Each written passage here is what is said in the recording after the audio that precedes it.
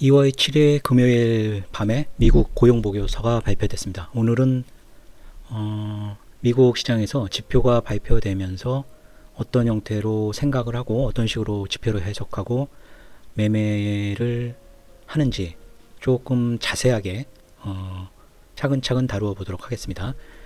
일단 2월 7일 미국 고용보고서가 나왔는데 이 지표가 어떤 식으로 나와야지, 어떤 식으로 나오면 시장이 위로 갈지 아니면 아래로 갈지를 일단은 사전에 파악을 해놔야 됩니다. 그렇기 위해서는 이전 1월 달에 고용보고서가 발표됐던 1월 12일의 고용보고서를 보면 이 당시에는 눈에 띄는 것이 일단 임금은 그대로 예측치랑 똑같이 나왔죠. 그리고 비농업 고용지수가 굉장히 늘었습니다. 예측치보다 굉장히 늘고 전월치보다도 굉장히 늘었죠. 강한 고용을 나타내주고 있고 실업률도 줄었습니다. 그러니까 두 지표가 모두 강한 고용을 나타내주고 있죠. 강한 고용은 물론 미국 자체에는 좋은 얘기지만 인플레이션에는 부정적으로 작용할 수가 있습니다. 그래서 1월 10일 날 비농업 고용 지표랑 실업률 고용보고서가 발표되면서 시장이 이 왼쪽 차트에 맨 오른쪽이 이제 1월 10일 차트입니다. 긴 음봉을 나타냈죠. 지표를 보면 21302에서 저가가 20874, 종가가 9972니까 약 한 300포인트 정도가 빠진 장입니다. 지수로는 1.27포인트가 빠졌죠. 그러니까 실업률이 좋아진 거죠. 어쨌든 4.2%에서 4.1%가 되고 비농업 고용지수도 예측치보다 상당히 증가돼서 강한 고용을 보여주는데 시장은 오히려 강한 고용 때문에 인플레이션 우려도 확대되고 굳이 이제 고용이 무너지면 빨리 금리 인하를 할 텐데 금리를 인하할 어떤 명분이 없어졌기 때문에 시장이 하락한 걸로 받아들였습니다. 2월 7일의 미국 고용 보고서는 일단 주목할 것이 임금 월 임금 상승률이 이제 높아졌죠. 예측치가 0.3%였는데 0.5%로 굉장히 높아졌습니다. 이것이 일단 좀 저한테는 굉장히 안 좋게 보였고요. 근데 이제 엇갈린 신호가 나타났죠. 비농업 고용지수는 줄어들었는데 실업률도 줄어들었습니다. 이것을 이제 어떻게 해석하느냐인데 이제 이걸 1시간 2시간 해석할 수는 없죠. 바로 매매를 해야 되기 때문에 일단 고용 지수가 이렇게 줄어들었다는 것은 트럼프가 이제 보호 관세도 있고 또 불법 이민자의 체포나 어떤 불법 이민자들을 국외로 추방하는 그런 이슈도 있죠. 그래서 고용 관련해선 일단 기업들도 사람들을 고용을 확 줄이기는 어렵다고 봅니다. 근데 워낙 불확실성이 많기 때문에 보호관소 문제도 그렇고 어떤 미래를 예측해서 인력을 늘리기에는 불확실한 점이 많죠. 그래서 고용도 줄고 실업도 줄고 이런 좀 불확실성이 반영되는 그런 것으로 받아들였고요. 임금이 높아졌다는 것은 1월 달이라 그럴 수도 있겠지만 어쨌든 전체적으로 보호관세라는 것이 불확실성이 높아지고 보호관세가 돼서 미국은 수입을 굉장히 많이 하는 나라죠. 수입품의 가격이 올라가면 어쨌든 국민들은 미래에 대해 인플레이션이 올라갈 거라는 쪽으로 기대치가 올라가게 됩니다. 그것이 이제 기대치가 올라가면 결국은 인플레이션이 올라가는 그런 효과도 있고요.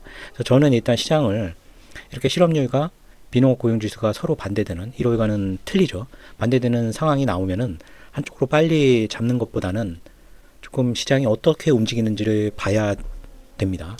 시장이 일단 이 슈팅 날 때 이제 22시 31분 봉이죠. 그러니까 고용보고서 발표 났을 때 시장이 반응한 겁니다. 역시 위로도 굉장히 높이 치솟았고 아래쪽으로도 많이 내려갔죠.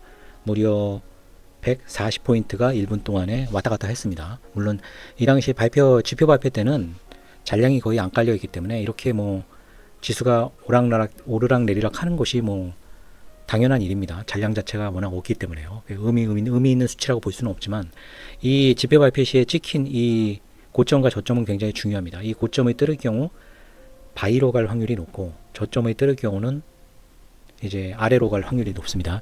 근데 저는 어쨌든 보호관세도 그렇고 지난번 영상에서도 여러 가지 이유를 말씀드렸지만 나스닥 미국 시장 자체는 보호관세의 불확실성과 인플레가 다시 올라갈 수 있다는 여러 가지 조건을 감안하면 셀로 봤기 때문에 바이 쪽으로 올라갈 경우에는 바이를 잡는 것이 아니고 오히려 고점을 확인한 후에 셀을 취하는 전략을 취하겠다고 말씀을 드렸었습니다.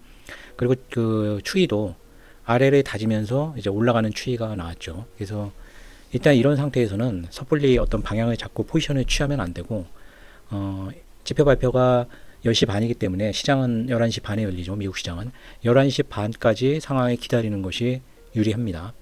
물론 빠르게 지표가 그 생각했던 방향과 생각했던 모양을 보이면 10시 반 시장이 열리기 전이라도 이제 포지션을 잡고 오히려 미국 시장이 11시 반에 열리면 그 추세가 그 방향으로 가속돼서 나타날 확률이 높습니다. 이때가 이제 장 시작한 후에 나스닥 선물의 추이입니다. 아무튼 장이 시작하고 빠르게 올라갔죠. 장 시작하자마자 올라가고 고점을 찍었습니다. 고점을 찍고 얘가 나스닥이 이제 이렇게 보면 횡보 상태인데 실시간으로 볼 때는 저는 계속 이제 고점 돌파를 실패하는 모습으로 보았습니다. 그래가지고 여기 이제 지표를 나타냈죠. 여기서 계속 고점 돌파를 못했죠. 쭉 한 55분까지. 그러니까 빠르게 5분 동안에 고점을 돌파하다가 고점을 확인한 후에 약 한 20분 정도 고점을 돌파하지 못하고 횡보를 보였습니다. 그래서 이 포인트에 이제 셀 포지션을 들어갔습니다. 그래서 이 포인트에서 그 셀로 진입을 했습니다. 최고점이 21968이었는데 38계약 21950에 진입을 시켰고요. 진입하고 나서 이제 바로 이제 지수가 급락을 했죠. 급락을 했는데 00시에 기대 인플레 지수와 이제 소비자 심리 지수, 원래 미시간대 인플레이션 기대치인데 평상시에 많은 그 주가 지수에 영향을 주는 지표는 아닙니다. 크게 변동이 없으면 별로 영향이 없는데 00시에 이제 인플레이션 기대치가 원래 전월치가 3.3%고 예측치가 3.3%였는데 충격적으로 4.3%가 나왔죠. 4.3%가 나오고 뭐 소비자 기대 지수, 소비자 심리 지수, 소비자 평가 지수 모두 다 예측치보다 큰 폭으로 하락을 했습니다.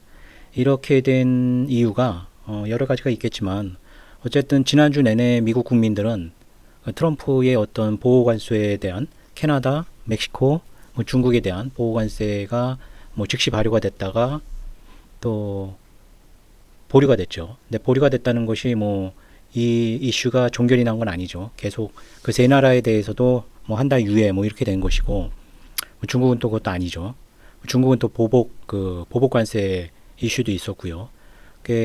지속적으로 미국의 국민들은 이 보복 관세 이슈가 물가를 자극할 수 있다는 그런 충격을 받았을 겁니다. 그리고 미국 현지는 지금 에그플레이션이나 이런 것 같이 실제로 소비자가 실생활에서 느껴지는 압박감이 상당히 있다고 보입니다. 그래서 어떻게 생각해 보면 이런 인플레이션 기대치의 상승은 어느 정도 조금 고민을 해보면 충분히 파악할 수 있는, 예측할 수 있는 사안이었던 것 같습니다. 그래서 고용지수를 보고 고점에서 지수를 보고 이제 고점 확인한 후에 셀에 진입했고 어떻게 보면 운 좋게 이제 예측대로 인플레이션 기대치가 상당히 높게 나왔기 때문에 하락의 압력을 더 받았던 것 같습니다. 정리를 해보면 나스닥이 미국 시장이 이렇게 큰 하락을 한 것은 강한 고용을 나타내고 있는데 또 비농업 고용 지수는 큰 폭으로 하락됐습니다.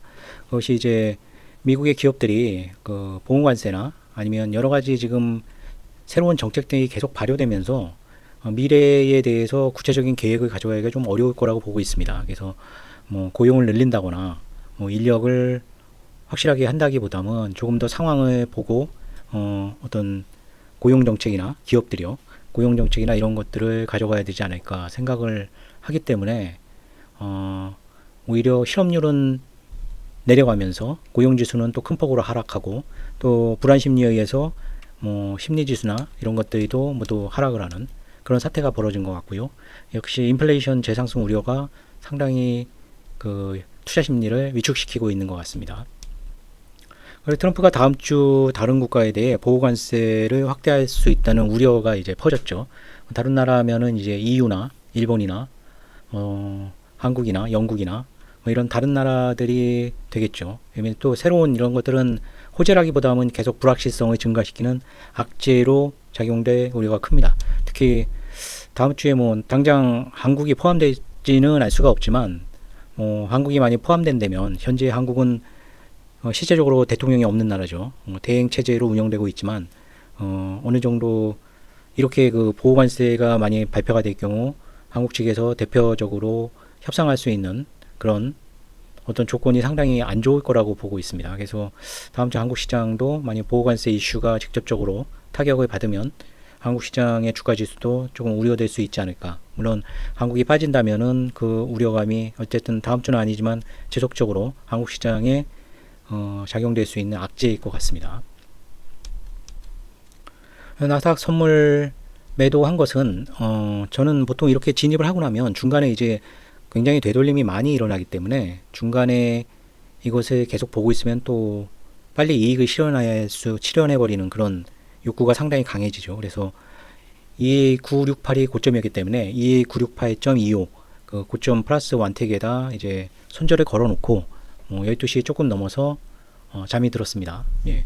아침에 일어나 보니까 28만 불 정도 수익이 났고 1월 27일부터 딥시크 쇼크가 지지난주 금요일에 있었고요.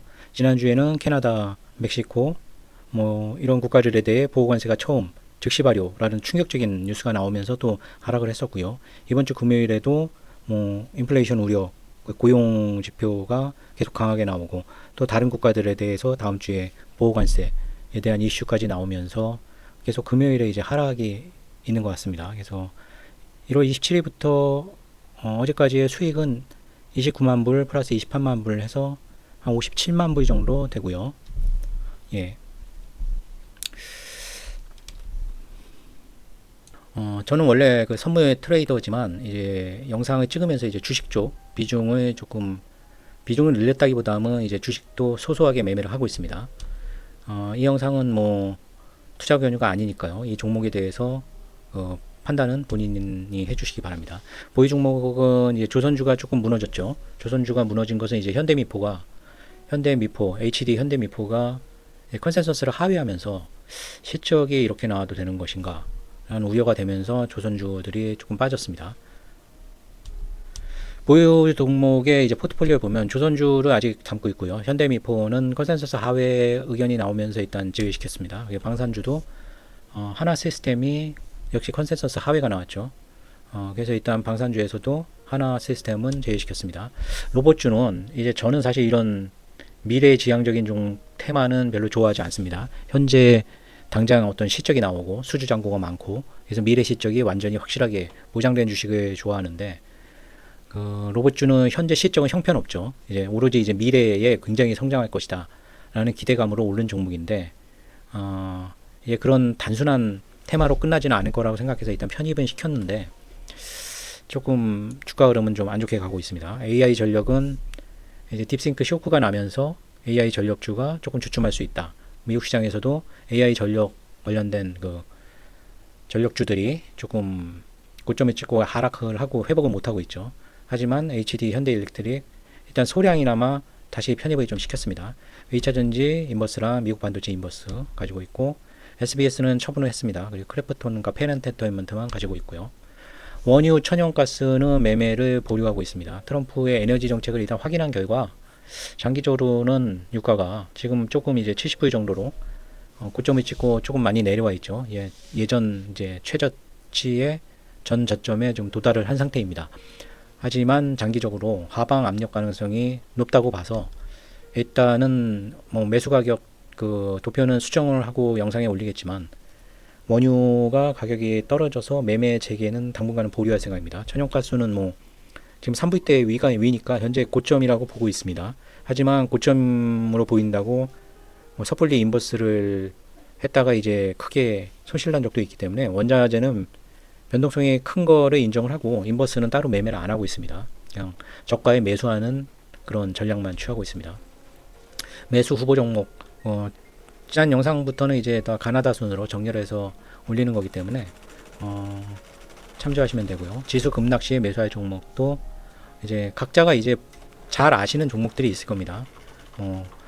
지난번에 이제 급락해서 매수했다가 매도한 종목들은 이제 두산이나 아니면 뭐 그런 종목들이죠. 뭐 HJ 중공업이나 케이프나 뭐 이런 종목들입니다.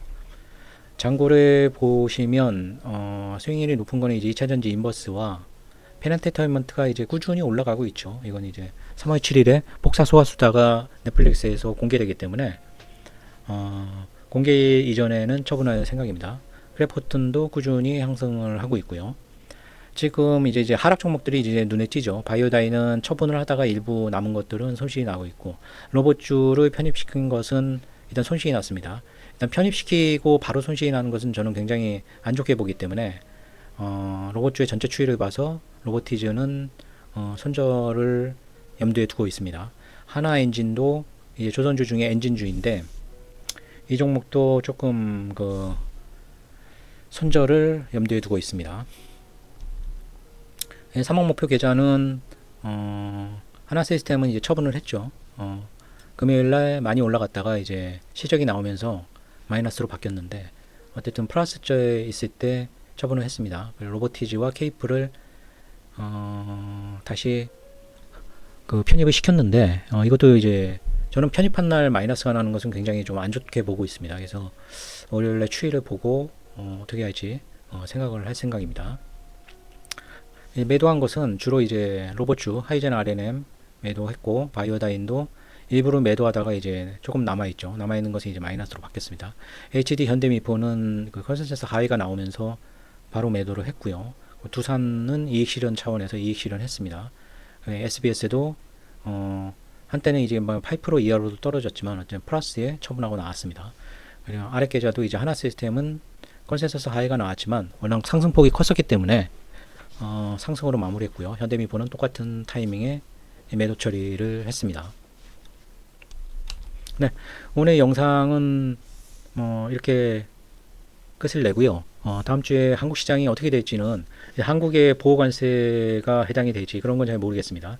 일단 나사 선물 매도 포지션 취한 것은 다음 주 초에 이제 정리를 해야 되겠죠. 예. 다음 주에도 높은 수익 올리시기를 기대하겠습니다. 네, 감사합니다.